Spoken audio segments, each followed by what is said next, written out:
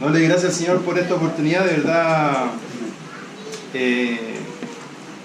por este privilegio que me da de poder exponer un poco de su palabra, de poder tenerme aquí con ustedes. Así que le pido al Señor que me pueda ayudar a poder ser claro en el mensaje, a que ustedes también puedan entender y ver lo que el Señor quiere para nuestra vida. Es el objetivo de poder hablar de su palabra y que su palabra pueda calar hondo en nuestros corazones y así poder aplicarla y practicarla por medio de nuestra vida. ¿Vamos a orar? Y ahí vamos a comenzar con este tema. Señor, te queremos dar gracias por este día. Gracias, Señor, por la oportunidad que me das de poder exponer de tu palabra. Te pido, Señor, que me puedas ayudar a poder ser claro con los conceptos, de que tú me puedas ocupar como un instrumento para que tu palabra pueda ser sensible y poder escuchar tu voz, Señor, para lo que quiere hoy día, Señor. Te agradecemos por todo, te agradezco en personal por esta oportunidad para que también me pueda utilizar y que pueda expresar lo que tú quieres que sea expresado. En nombre de Jesús, amén. Leo, ya, hoy día vamos a continuar lo que el pastor había dejado, ¿cierto? Estuvimos hablando de Primera de Tesalonicenses.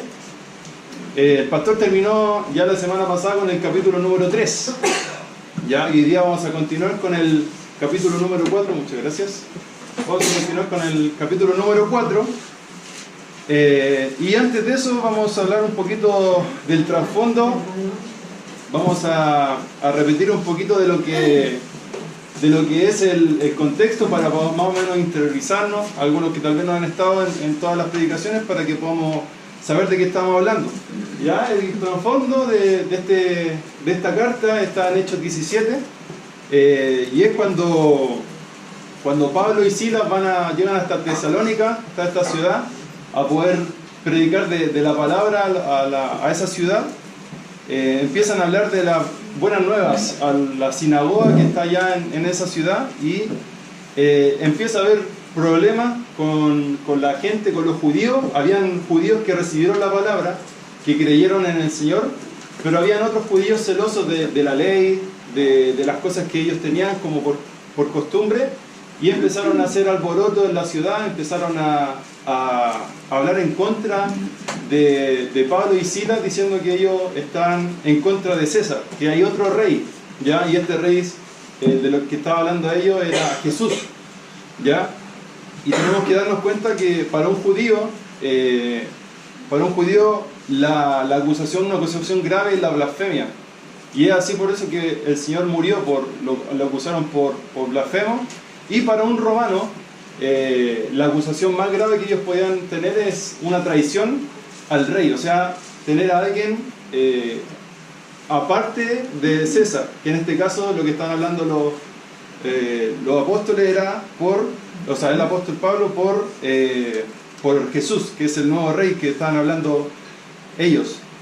¿Ya? Y eso, el alboroto que empieza a haber, lo obliga a ellos de salir de Tesalónica a Berea, y ahí empiezan a predicar y siguen el viaje misionero, ¿ya?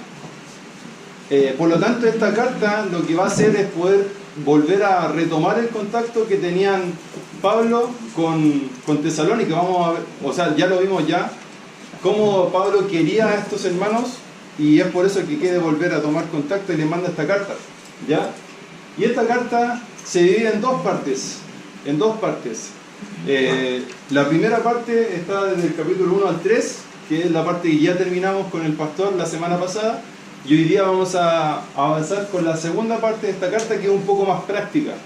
Y esto también estamos acostumbrados a ver por las cartas de Pablo, que casi todas tiene una parte como teórica y la parte práctica. Lo vemos en Romanos también, esto, ¿ya?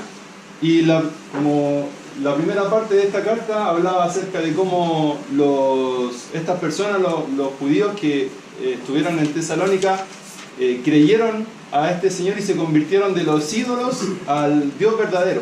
Ya, eso es lo que habla un poquito esta parte. También Pablo va a hablar de su ministerio, en cómo fue, en que tuvieron pasión, tuvieron de nuevo en poder predicarle el Evangelio a estas personas. en medio de gran oposición, dice Pablo ahí en su carta, en medio de gran oposición, ellos pudieron tener pasión para poder comunicarles el Evangelio. También habla del cariño que tuvieron en su ministerio, habla del cariño, que llegaron a ser un amor recíproco, o sea, ellos querían a los de Tesalónica y los de Tesalónica también querían a Pablo y a Silas. Llegaron a aceptar la palabra no como palabra humana, sino, como es ahí, la palabra de Dios, como según es en verdad la palabra de Dios. Y ahí yo también reflexionaba un poco acerca de esto, de cómo hoy día cuesta tanto hablarle a la persona y decirle que la escritura, la que tenemos nosotros, la que ocupamos, de verdad es la palabra de Dios, no es algo mío. Y me tocó platicar con algunas personas cuando trabajaba en Uber de esto, de que ellos no podían aceptar una palabra que fue escrita por hombres. Y en verdad fue escrita por hombres, pero fue guiada por el Espíritu Santo. El Señor inspiró a esas personas a poder hablar de la palabra, por lo tanto es la palabra de Dios la que tenemos hoy en día. Y estas personas lo entendieron súper bien. Entendieron que lo que estaba comunicando Pablo y Silas era en verdad la palabra de Dios, lo que el Señor quería comunicar, ¿ya? En este ministerio también, que lo vemos ahí, habla de la persecución que tuvieron los de Tesalónica. Y Pablo les consuela diciendo que los profetas han tenido persecución, que el mismo Jesús tuvo persecución, que ellos también, los apóstoles que estaban predicando, tuvieron persecución. Por lo tanto, el que ya creyeran en esto iba a ser consecuencia de su fe. Vemos también, como les dije, avanzamos, y Pablo dice que quiere ir a verlos, pero hay alguien que se lo está impidiendo, ¿ya? Esa persona es Satanás. Ahí también el pastor estuvo hablando de eso, de esta persona que estorbó para que Pablo no pudiera volver. Y es ahí cuando Pablo, envía a Timoteo, ¿ya? Timoteo es enviado a esta ciudad a que pueda estar con los de Tesalónica, y le habla de que es un hermano, un servidor y un colaborador. Y Timoteo vuelve con buenas noticias, diciendo que ellos están firmes en su fe. Y también reflexionar en esto diciendo qué buena noticia y qué señal de ánimo para Pablo es que estuvo casi un mes, más de un mes ahí en la ciudad de Tesalónica, y luego de irse y enviar a Timoteo y que Timoteo le diga no, ellos están firmes en su fe, debe ser muy animador para él. Por lo tanto vemos que Pablo se anima con esto, y empezamos la carta, el capítulo 3, del versículo 10 al 13, y habla de 3 temas importantes. Ahí deja en la palestra estos 3 temas que están marcados en rojo. Dice que quiere que ellos crezcan en el amor, es una oración, ellos quieren que crezcan en el amor, que sean irreprensibles en santidad y puedan aguardar la venida de Jesucristo. Como decía la canción, de poder estar junto a Él, de poder saber que un día que nosotros vamos a poder estar con Él.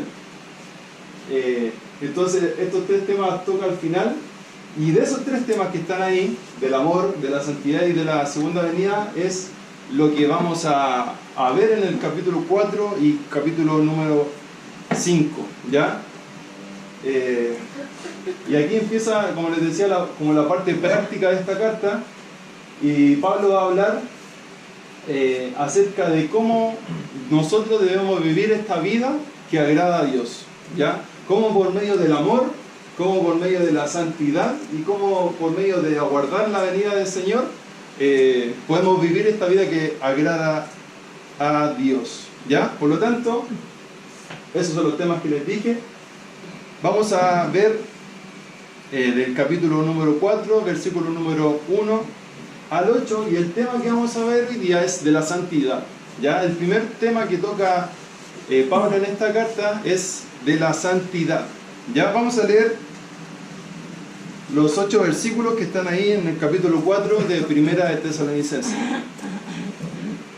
¿Ya? Dice así: por lo demás, hermanos, os rogamos y exhortamos en el Señor Jesús, que de la manera que aprendisteis de nosotros, como os conviene conduciros y agradar a Dios, así abundéis más y más. Porque ya sabéis qué instrucciones os dimos por el Señor Jesús, pues la voluntad de Dios es vuestra santificación, que os apartéis de fornicación, que cada uno de vosotros sepa tener su propia esposa en santidad y honor, no en pasión de concupiscencia como los gentiles que no conocen a Dios. Que ninguno agravie ni engañe en nada a su hermano, porque el Señor es vengador de todo. Pues no nos ha llamado Dios a inmundicia, sino a santificación. Así que el que desecha esto, no desecha a hombres, sino a Dios, que también nos dio su Espíritu Santo. ¿Ya? Estos 8 versículos vamos a tratar de ver hoy día, y vamos a ir yendo por versículo a versículo.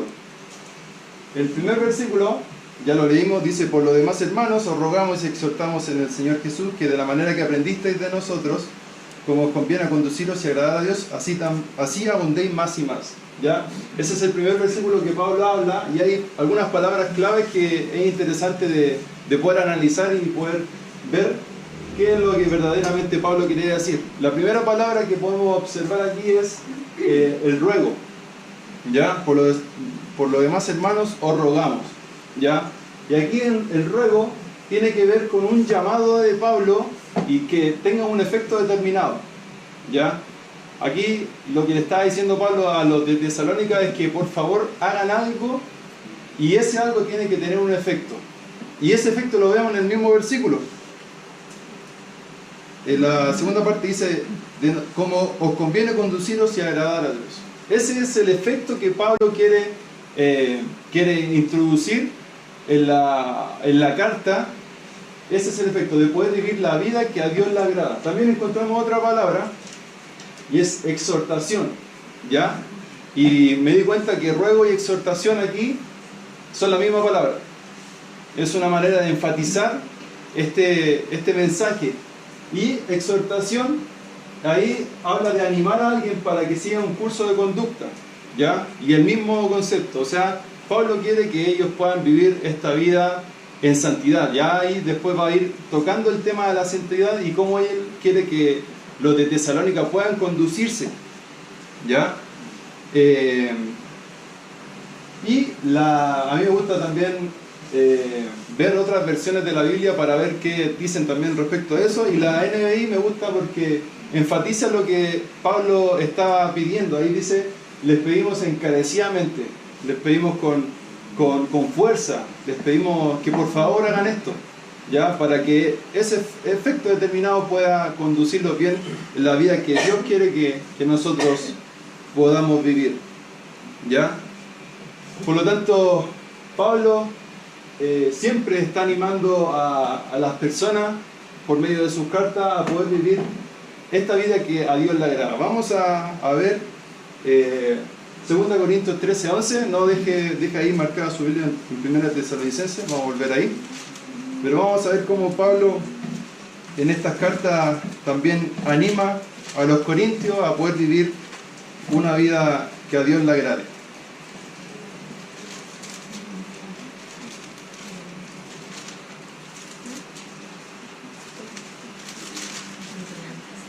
Dice 2 Corintios 13:11: por lo demás, hermanos, tened gozo, perfeccionados, consolados, ser de un mismo sentir y vivir en paz.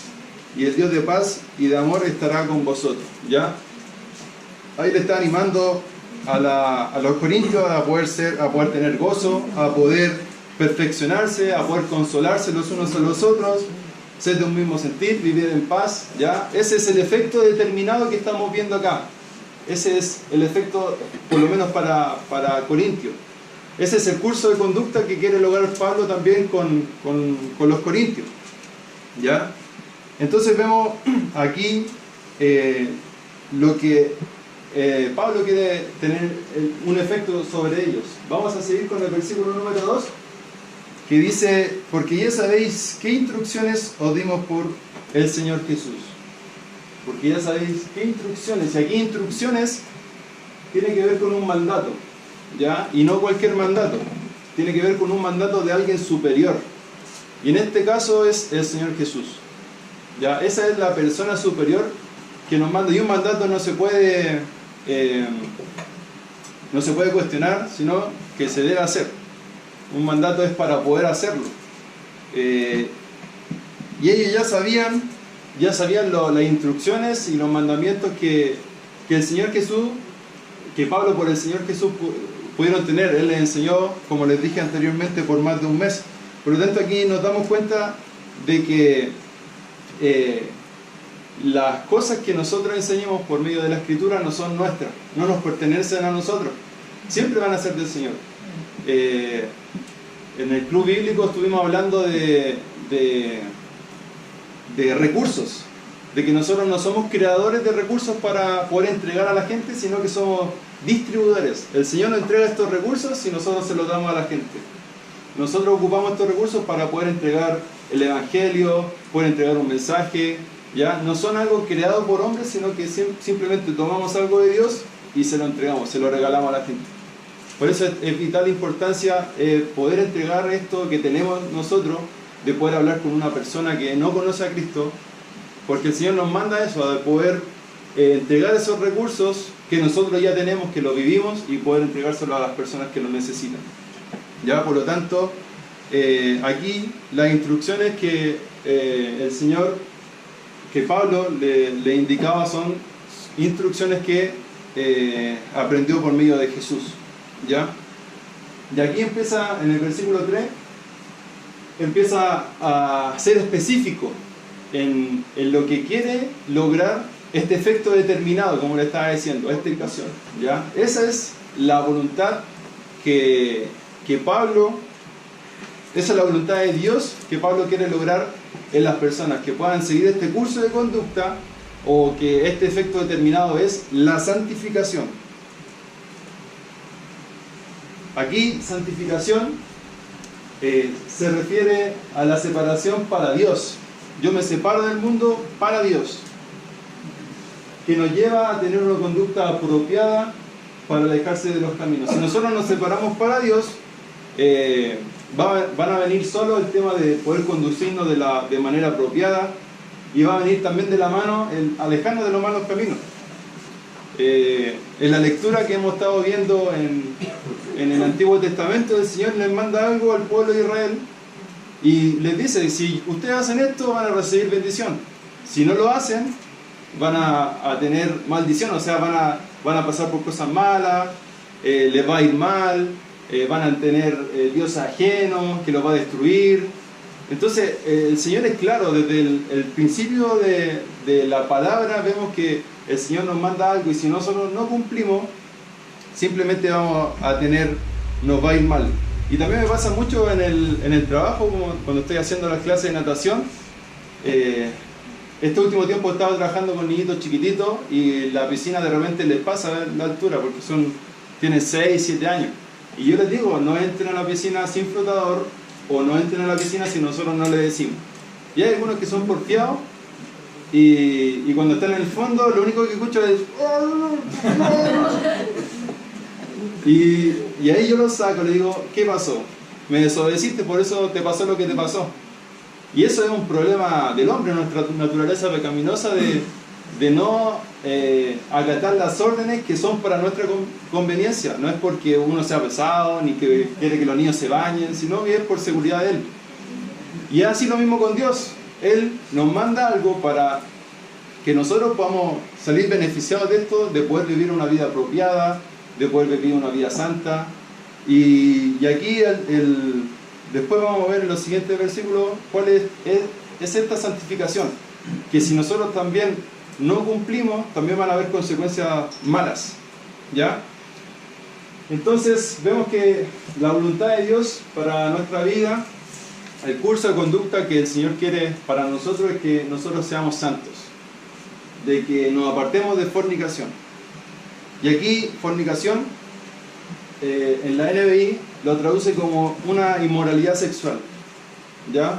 Recordemos que también la palabra fornicación está ligada también a la palabra pornografía, ya tiene que ver con eso.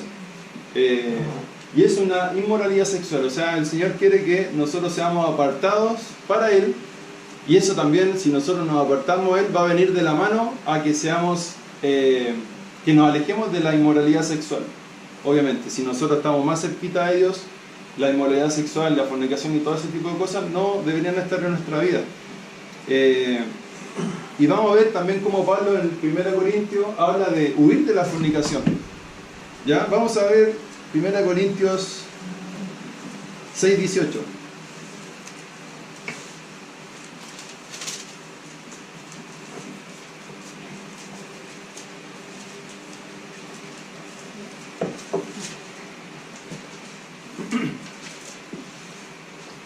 1 Corintios 6, 18 dice: huid de la fornicación.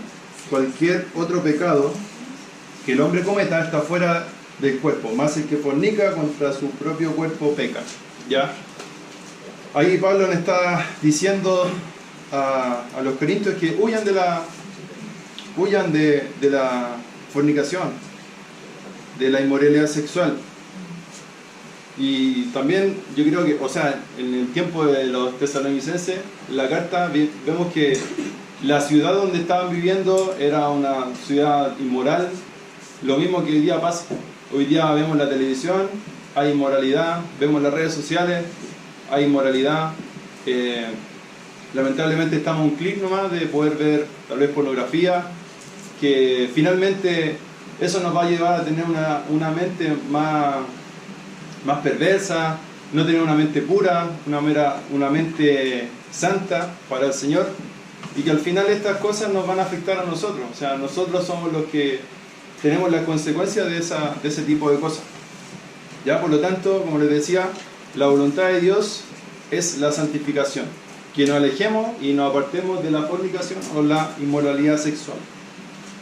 Y aquí ya empieza a ser más específico aún. Si antes estaba hablando del curso de conducta que quería que vivieran los tesalonicenses, después habló de la santificación, y ahora va a hablar cómo podemos vivir esta santificación. ¿Ya? Y aquí dice: cada uno de vosotros sepa tener su propia esposa en santidad y honor. ¿Ya? Aquí está tocando el tema hacia los matrimonios. Hacia los matrimonios. Por lo tanto, aquí habemos bastantes matrimonios que podemos ver, y también los solteros. También los solteros deben guardarse de la inmoralidad sexual. ¿Ya?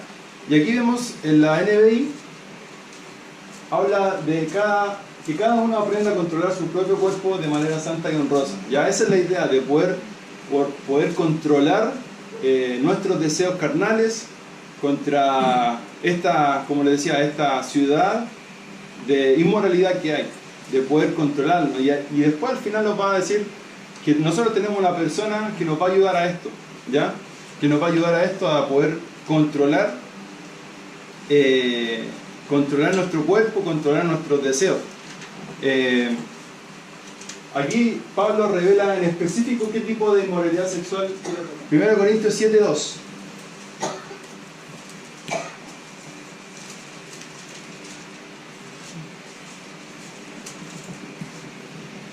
Primera de Corintios 7:2 dice: pero a causa de las fornicaciones cada uno tenga su propia mujer y cada una tenga su propio marido.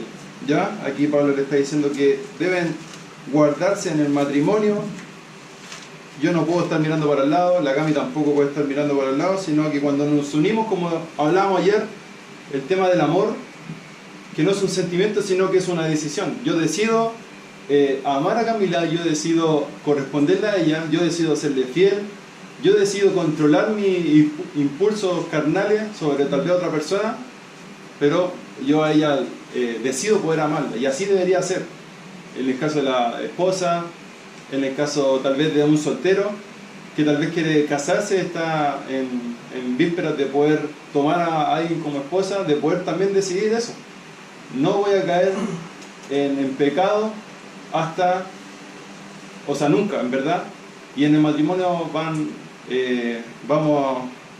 también van a tener que controlar esos impulsos, y va a estar toda la vida. Desde la adolescencia que empezamos a ver eso, cuando trabajaba, o sea, cuando hacía práctica en el colegio, vemos que hay mucha inmoralidad también en los niños que tienen 11, 12 años y también empiezan a caer en estas cosas.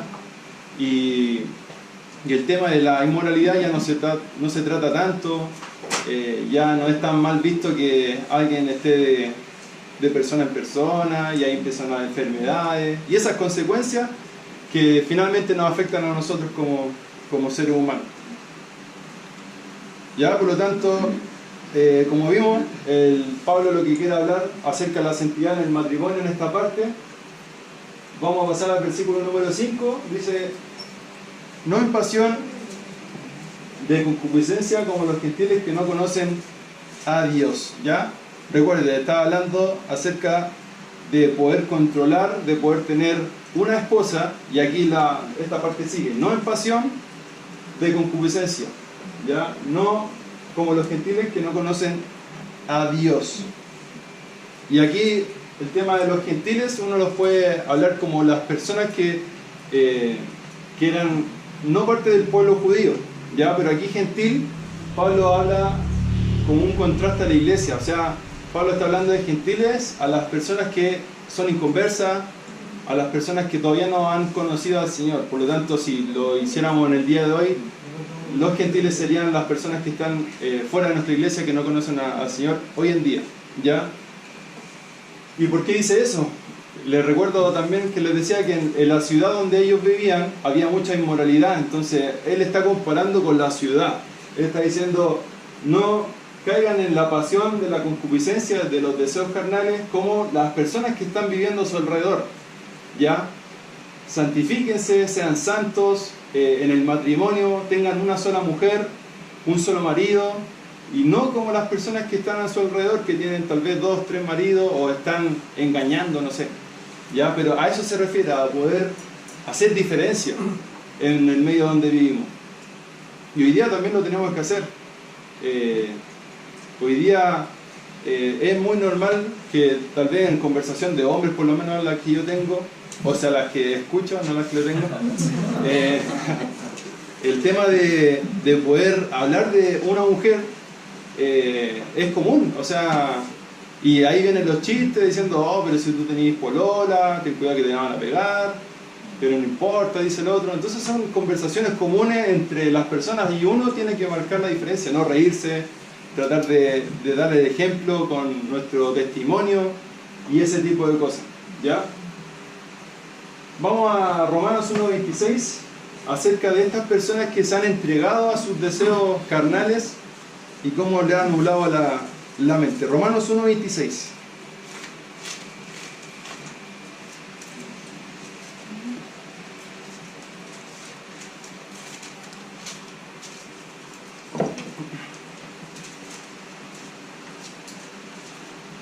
Romanos 1:26 dice, por esto Dios los entregó a pasiones vergonzosas, pues aún sus mujeres cambiaron el uso natural por el que es en contra de la naturaleza. 27 dice, y de igual modo, también los hombres, dejando el uso natural de la mujer, se encendieron en su lascivia unos con otros. ¿Ya? Ahí vemos que hay tanta inmoralidad, tantas cosas del hombre en el tema de nublar su mente, que ya Dios los entrega a sus pasiones, Dios los entrega a que estas personas se junten hombres con hombres, mujeres con mujeres, y este tipo de cosas que no están conformes a lo que el Señor quiere. Efesios 4:17 también nos habla acerca de esto, de cómo las personas se pueden entregar de tal forma a sus deseos y pasiones carnales. Efesios 4:17 dice, esto pues digo y requiero en el Señor, que ya no andéis como los otros gentiles que andan en la vanidad de su mente.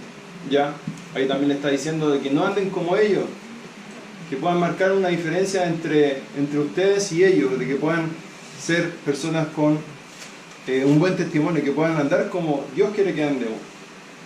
¿Ya? Por lo tanto, el Señor aquí les dice que no anden en pasión, de que si puedan tener una esposa, puedan conducirse de la manera que Dios quiere que nos conduzcamos. Versículo 6 dice que ninguno agravie ni engañe en nada a su hermano, porque el Señor es vengador de todo. ¿Ya? Y recuerden que aquí estamos hablando del matrimonio. Pablo enfatiza nuevamente el tema del matrimonio. Agravio, ahí en esa palabra, quiere decir transgredir, pasar el límite permitido en el matrimonio. ¿Ya? Por lo tanto, cuando dice que ninguno agravie ni engañe nada a su hermano, ahí está hablando obviamente del esposo a la esposa, de la esposa al esposo, que no transgredan el matrimonio, que no pasen el límite.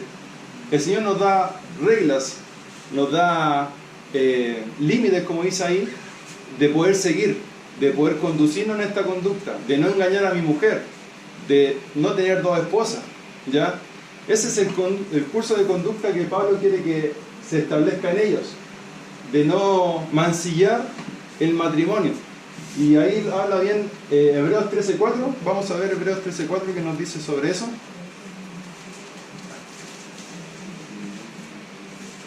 Y habla acerca del matrimonio, de cómo nosotros debemos tomar el matrimonio. Hebreos 13:4.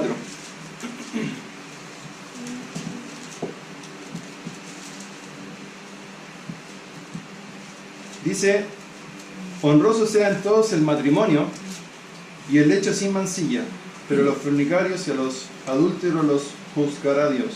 ¿Ya? Que no mancillemos, que no ensuciemos el matrimonio por medio de el pecado. ¿Ya? Ese es el objetivo, de poder tener un matrimonio santo, un matrimonio puro, un matrimonio como Dios quiere que tengamos. Simplemente eso. Y aquí dice que nadie engañe a su hermano, está hablando obviamente del esposo a la esposa, o al revés. Y dice que Dios es vengador. Dice en la NBI, Dios castiga. Y aquí Pablo hace la referencia de una persona que impone una pena sobre alguien, ¿ya? Y lo vemos en Romanos 13:4. Vamos a Romanos 13:4. Que habla acerca del imperio romano y lo que puede pasar si es que nosotros desobedecemos, o sea, si es que ellos en particular desobedecían al imperio romano. Dice: porque es servidor de Dios para tu bien. Ahí está hablando del imperio, de los gobernantes en ese momento. Porque es servidor de Dios para tu bien. Pero si haces lo malo, teme, porque no en vano lleva la espada, pues es servidor de Dios, vengador para castigar al que hace lo malo. Por lo tanto, si nosotros en este momento empezamos a hacer cosas que van en contra de la ley, obviamente vamos a tener consecuencias. Va a haber una pena contra nosotros, vamos a tener que tal vez pagar una multa. Y a eso se refiere el Señor. Yo no sé cómo el Señor va a poner esa pena si es que nosotros llegamos a traspasar, a transgredir el límite del matrimonio.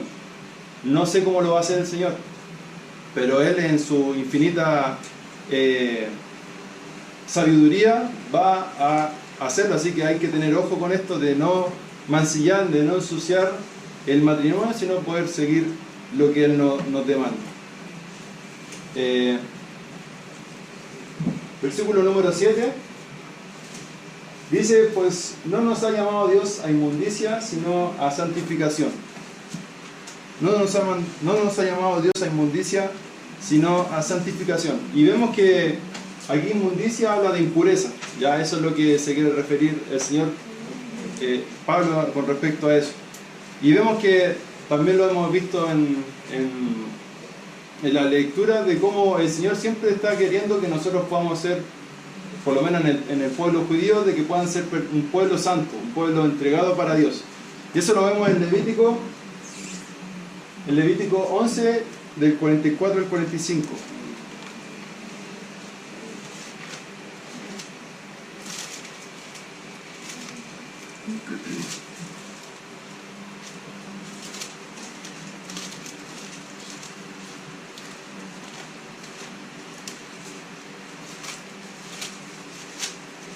Que dice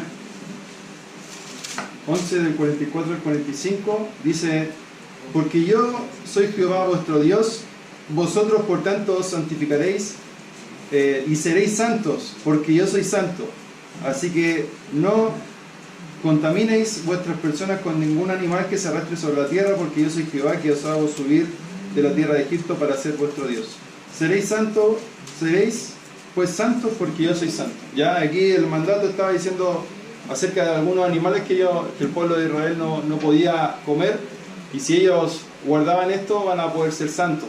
Si no lo seguían, no lo iban a hacer así. Por lo tanto, desde el principio el Señor está mandando a las personas que le siguen a poder ser unas personas santas, unas personas que podamos ser para Dios. Y Pedro, en su primera carta, también habla de esto y cita Levítico. Primera de Pedro 1, del 15 al 16. Dice: sino como aquel que os llamó es santo, sed también vosotros santos en vuestra manera de vivir. Porque escrito está: sed santos porque yo soy santo. Ya lo mismo, poder cumplir este mandato de santidad, en específico, como lo estamos viendo en 1 Tesalonicenses, para el matrimonio. Los solteros que todavía no se casan, sean santos ahora, apártense de la inmundicia del pecado, y cuando también se casen, sean un matrimonio santo, un matrimonio que pueda agradar a Dios. Y lo mismo nosotros los que estamos acá, de poder seguir esta conducta. Y vamos llegando al último versículo, al versículo número 8, que dice: así que el que desecha esto, no desecha a hombres, sino a Dios, que también nos dio su Espíritu Santo. Y ahí era la persona que les decía al principio, que nos ayudaba a poder combatir estos deseos. El Señor no nos dejó a la deriva con nuestro impulso y nos dejó botados, sino que nos dio a su Espíritu Santo. Cuando nosotros recibimos al Señor, recibimos a Cristo, Él nos entregó el Espíritu Santo, que nos ayuda a poder luchar con el pecado, a poder que nos recuerda que no lo tenemos que hacer. Por lo tanto, el Señor nos manda y nos ayuda, ¿ya? Nos manda y nos ayuda a poder combatir el pecado y a poder ser personas santas, ¿ya? Solo los creyentes pueden participar de esta santificación, gracias a que su Espíritu Santo entró en nosotros en nuestra conversión, ¿ya? Solamente los creyentes pueden participar de esta santificación, porque al momento de recibir a Cristo, Él nos ayuda con esto. Romanos 5:5